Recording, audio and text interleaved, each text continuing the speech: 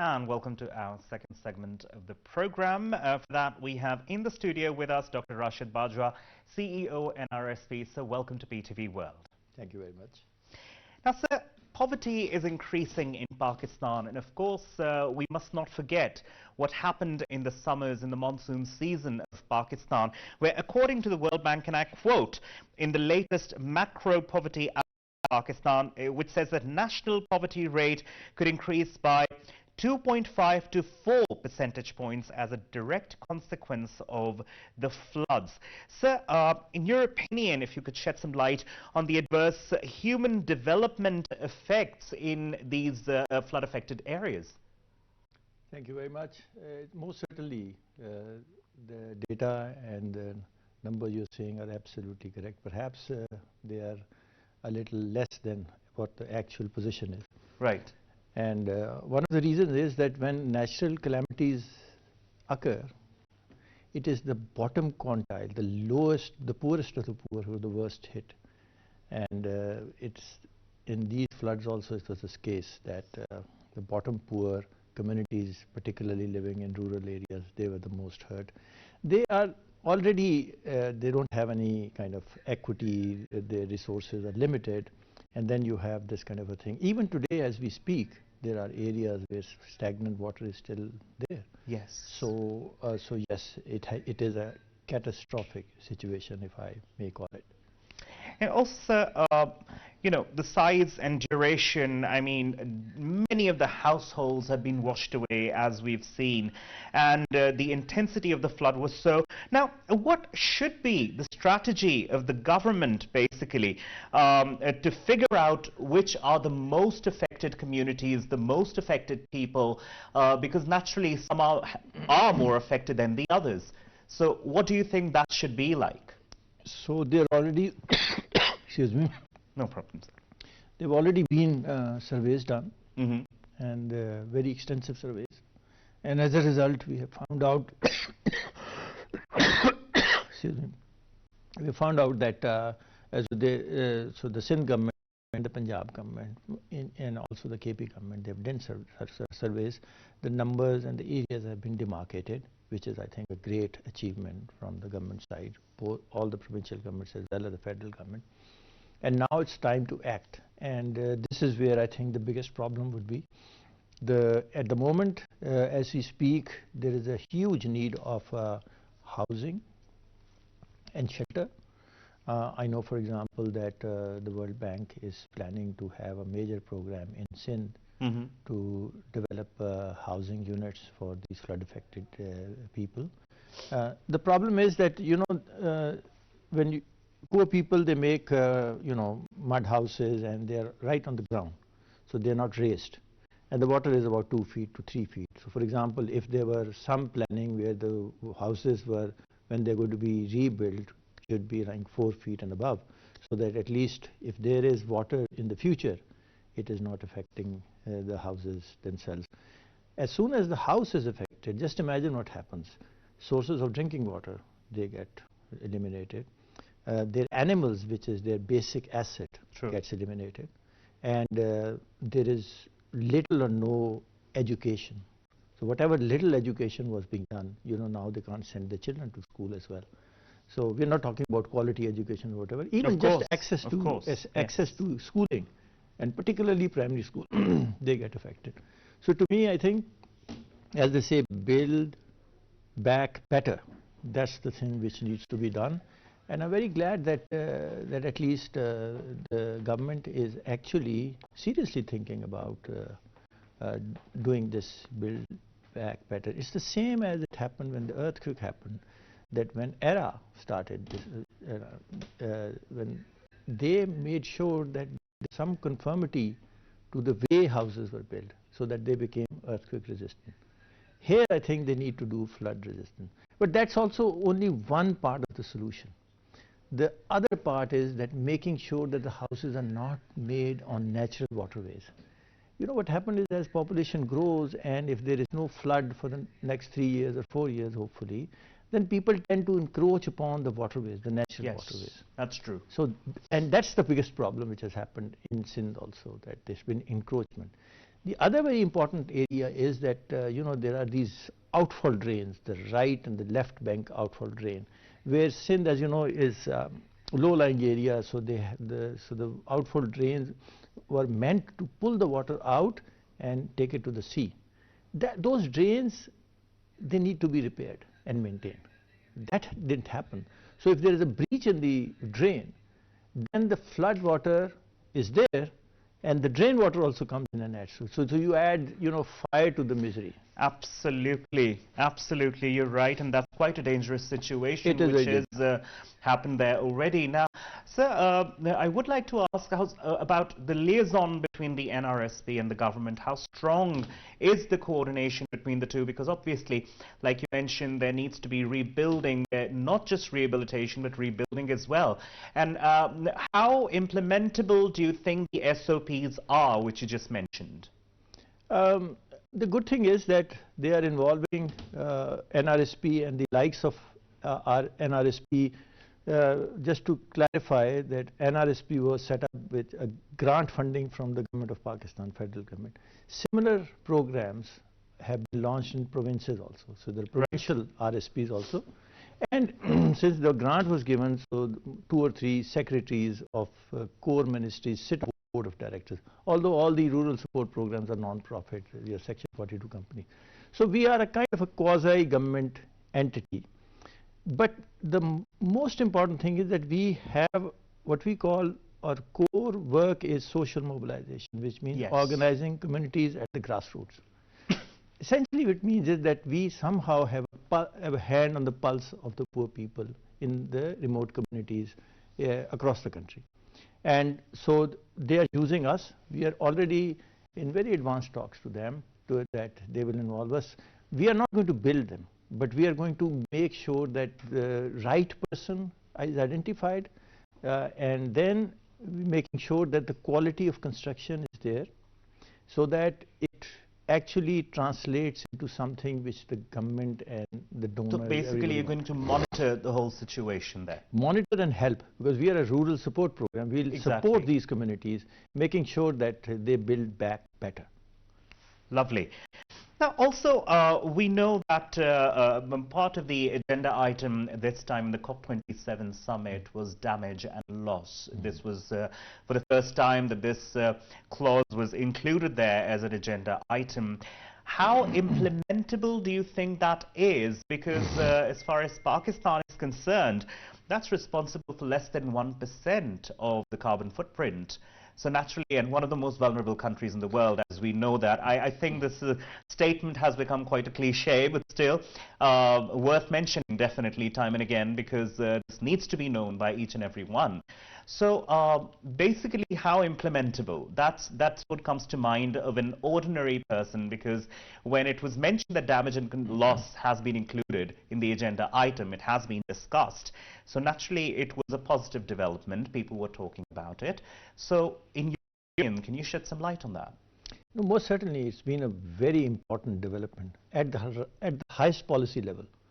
Earlier on, we were talking about it, that, poor countries, very little carbon emissions, maximum impact on us. And, so the developing and the developed world, always kind of this debate happening that, we only contributed this much, but we have got all the bad, system impact and the repercussions, yes. But, so at the policy level, that's a great thing which has happened. Now, how does it translate into action? That's more important. One is that this fund, I think the Minister of Climate Change, she was there and she managed to get this actually, and in fact, kind of a principal agreement that this fund should be made. But then, making a fund is one thing. Already, the world has what they call a Global Climate Fund, GCF, where multi-donor supports, billions of dollars are placed. NRSP, for example, is one of the accredited entities of the GCF, so we work with the GCF. Now, but the point is that how do you unlock this funding for developing countries? In order to do that, you need to do a lot of things in terms of you need to have data with you, you need to have credible, networks, which can actually translate what you want to say at the grassroots level. And for that, I think organizations like NRSP can really help the government of Pakistan as well as the provincial governments to provide that support which they need. So a lot of homework needs to be done in that regard. A lot of homework needs to be done, and the other very important thing is that, so there are two parts of it. One is mitigation, climate, and the other is adaptation. So you mitigate and you adapt. Mitigate, as I told you, that you clean your waterways, you clean your drains, this, that, the other, but you also do the adaptation. One of the very interesting thing which is happening, and which I would like to share with your audience, is that for the first time now the developed countries are thinking about carbon swaps. What they say is that we will continue the way we live. We will keep on emitting carbon in the air. But we will pay developing countries to do both mitigation and adaptation programs, which even further reduces the carbon emissions by them. So a net effect would be a reduction in carbon emissions. So for example, multinational organizations are thinking about it. That perhaps would be a source of very additional, a very big revenue source for developing countries, including Pakistan. Because as far as I remember, the Foreign Minister, Bilal Bhutto Zardari, he mentioned and quoted about $30 billion as far as the rebuilding and rehabilitation work is concerned. It has to be more than that. Of course, this is just an initial figure that was given by the Foreign Minister. Do you think that they would be ready to pay such a huge amount? Because naturally Pakistan already has a lot of economic challenges. People are already suffering from poverty because of continued inflation, and these challenges need to be overcome. And without the support and help of such first world countries, I think it's going to become very difficult. Well, all I can say is that it's going to be a very daunting task. It's not going to be easy. It is going to be a daunting task. Unlocking money, international money, is not easy. I mean, there are requirements and there are systems which needs to be put in place. So I don't think so that it might happen in the medium term, but in the short term, I think the government, provincial governments, and particularly I think I must acknowledge the multilaterals, particularly World Bank and Asian Development Bank. They have come forward and they are now planning. I mean, for example, in Sindh, they're thinking about constructing 600,000 houses. Right. So, but obviously they will not use the traditional method of PC1s and then contractor and everything else. They want to do this direct financing to the affected people, so that the cost of construction is actually minimized. Minimized, yes. But the quality is improved.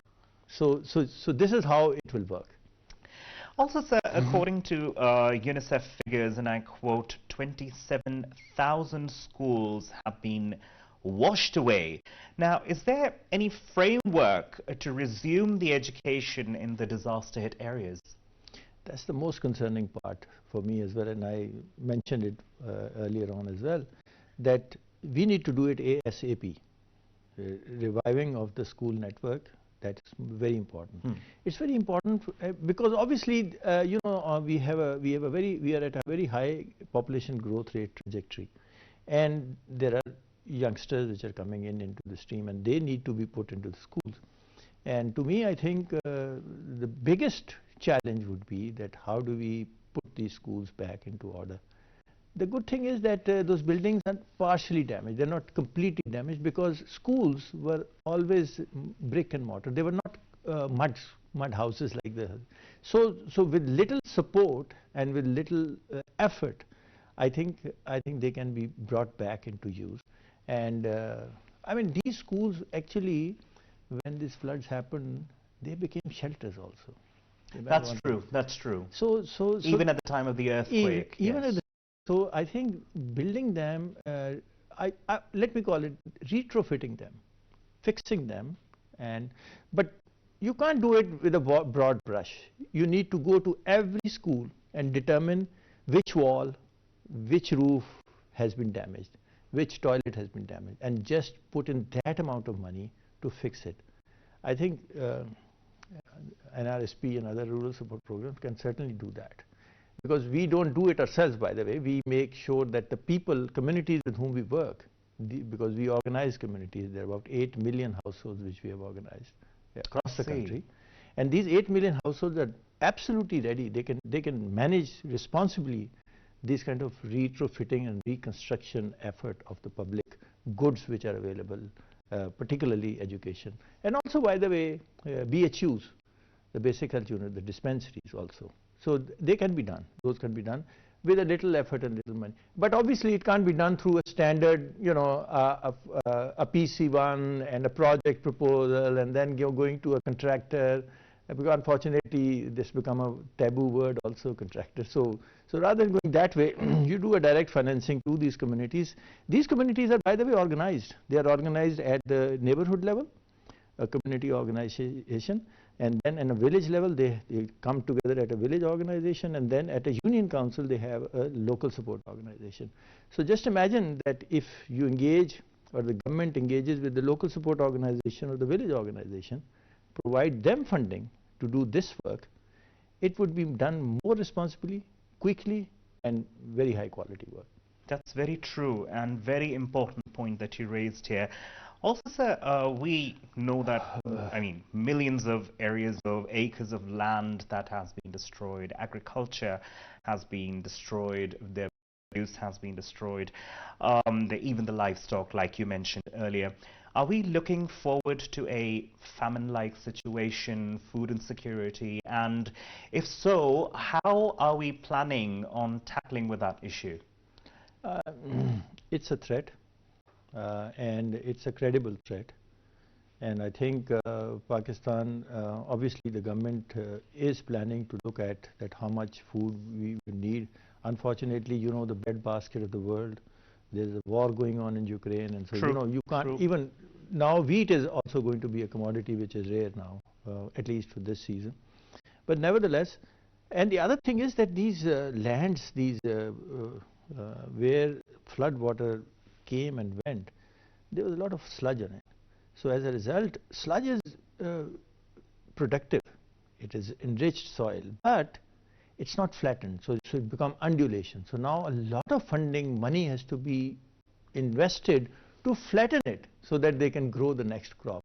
That's the biggest headache for people and communities farmers who have affected it. Yes. That how do you manage that? Because it needs a lot of energy, you need tractors, and you need blades to flatten the land, and then you do it. But there's an opportunity also. The opportunity is that rather than just flattening land, you now invest and do a laser leveling. So now suddenly the water requirement earlier on, pre-floods, is reduced by about 30%. So you can actually look at it, that the opportunities around this catastrophe, and see what are the kind of things one can do in order to, as I said, build back better. That's amazing piece of information that you just shared with us. Also, sir, water is something that's become very precious in today's world, in today's era. And such high amount of water mixed with the sanitation tubes naturally has had detrimental effects as far as the waterborne diseases are concerned. How do you think should they be treated? Because according to reports, nearly 1,500 public health facilities have been destroyed. So as far as medications are concerned, as far as cleanliness is concerned, naturally being the CEO of the NRSP, you must be having some SOPs or some standardized procedures in mind. So it's very interesting this time when the flood waters came, particularly in Sindh, because you know Sindh has brackish water, underground water is undrinkable. It's got the TDS, the total dissolved salts are high. So, and there was water around. So as they say, the proverb, water everywhere, not a drop to drink. So we went to the government agency, PCRWR, the Pakistan Council of Water Research Resources, and the chairman and I actually together we were able to design a very low-cost water filtration plant to even filter the flood waters. So, so what we have done is that we are now producing these in multiples. They're hand operated. I see. And it has ultrafiltration tubes which allow not even don't allow even a virus to pass through. So the PCRWR and NRSP together, we have found out a solution to these problems. And now, since the flood waters are receding, so we are using the same filters and we're putting that into the existing water resources where they were, whether it was the drinking water supplies by the public health engineering or the local government departments, and using the source and putting in this filter, and then giving almost bottle quality water to the people. That's brilliant, sir. It's such a pity. I would definitely like to have more conversation with you regarding this, but we're really short of time. Thank you very much, Dr. Rashid Bajwa. This was viewers, Dr. Rashid Bajwa, CEO NRSP, talking to us and giving us a lot of information, because this is valuable information that I'm sure many of us do not even have any idea about.